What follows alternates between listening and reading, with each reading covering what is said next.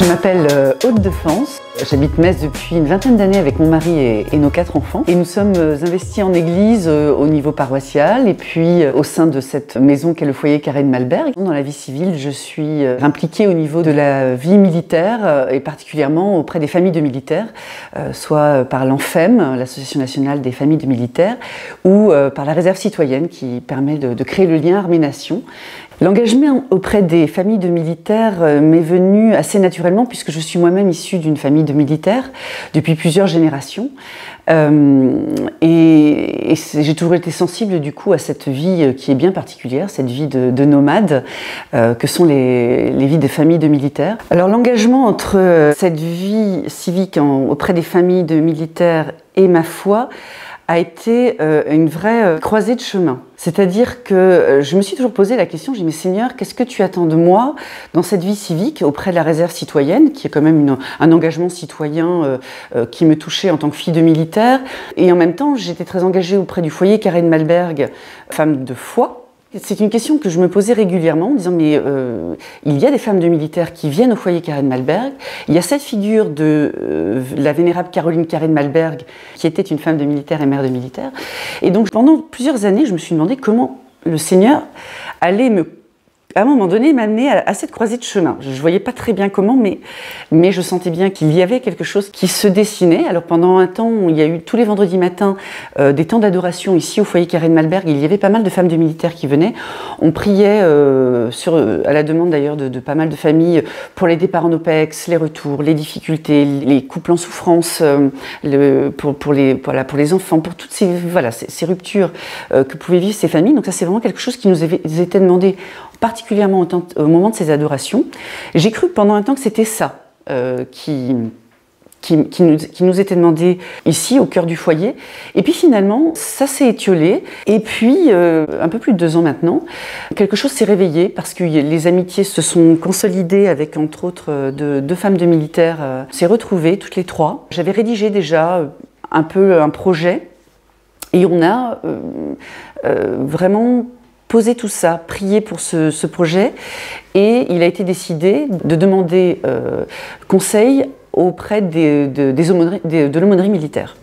Donc nous avons rencontré le père Olivier Second, qui était responsable régional à l'époque à l'aumônerie militaire, et l'aumônière Marie-Armande Mkogera, qui est aujourd'hui l'aumônière régionale, et qui nous ont appuyés tout de suite. C'est-à-dire qu'on leur a présenté le projet, la figure de Caroline Carré comme marraine du groupe, qui s'appelle Sœur d'âme, en réponse à Frères d'armes, donc pour rester dans cet esprit de famille de militaires, avec pour phrase clé fleuris là où Dieu t'a planté, parce qu'il ne faut pas oublier qu'ici, dans cette maison, nous sommes dans une maison salésienne, et donc le logo a été dessiné, donc l'Esprit Saint qui vient nourrir donc en fait ces fleurs que sont les femmes de militaires, avec les racines qui sont plantées vers le ciel, à défaut de pouvoir se planter dans la terre, puisque ce sont des familles nomades. Pour beaucoup, la pierre d'achoppement, ça a été le oui des aumôniers militaires.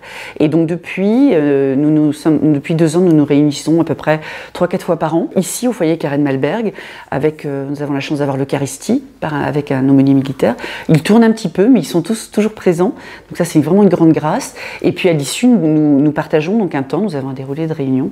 C'est formidable parce que nous avons donc ce petit ermitage où nous pouvons vraiment réfléchir, prier, rendre grâce, se confier, et en fait ça rayonne après. La particularité de ce groupe, c'est que les femmes arrivent sur Metz, repartent ailleurs, et en fait nous sommes, voilà, pour moi ces femmes ce sont des missionnaires. Donc le fait de pouvoir être ici dans cet ermitage qu'est le foyer Carré de Malberg, voilà, pour se nourrir, ça permet après de repartir au gré des garnisons, au gré des mutations, parfois dans des grands déserts spirituels, parce que parfois elles ont dans des endroits où il n'y a rien, où on peut continuer à se nourrir avec la figure de Caroline Carré qui est derrière en marraine. On pioche entre autres des petits papillons avec des citations. J'essaie régulièrement de nourrir le WhatsApp de façon à ce que tout au long de l'année on puisse se porter mutuellement. Donc c'est vraiment une toile de femme, un ouvrage en fait qui s'étoffe depuis 2 ans et qui est vraiment pour nous un beau témoignage de la présence de l'esprit dans l'amitié. Et c'est vrai que quand le Seigneur est au cœur,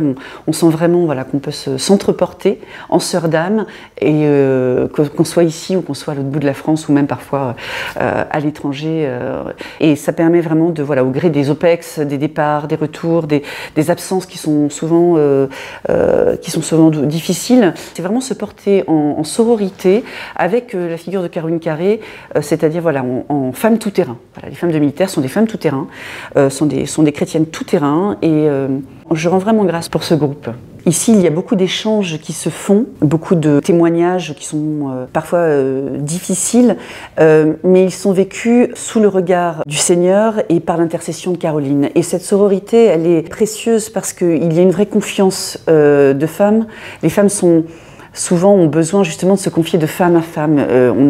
On se nourrit de l'expérience de l'autre, du fait de savoir que l'autre peut l'avoir vécu ou pourra peut-être le vivre, ou en tout cas il y a une écoute, il y a une grande capacité d'écoute, et ça c'est vraiment quelque chose d'extrêmement important, une grande capacité aussi à garder dans le secret des cœurs ce qui a été confié. Il faut une grande confiance, et à partir du moment où il y a l'Esprit Saint qui est derrière, c'est un vrai trésor. À partir du moment où la parole est donnée, la parole prend vie, à partir de ce moment-là on peut continuer à avancer en sachant qu'on est entreporté.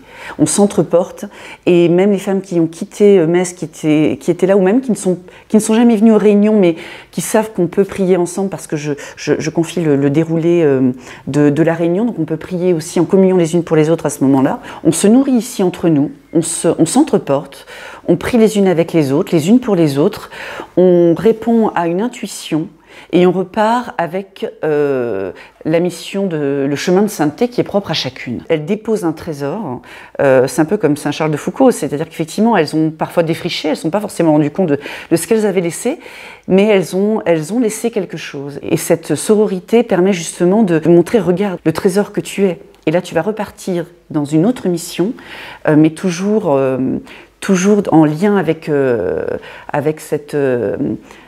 avec l'Esprit Saint, en lien avec cette amitié spirituelle.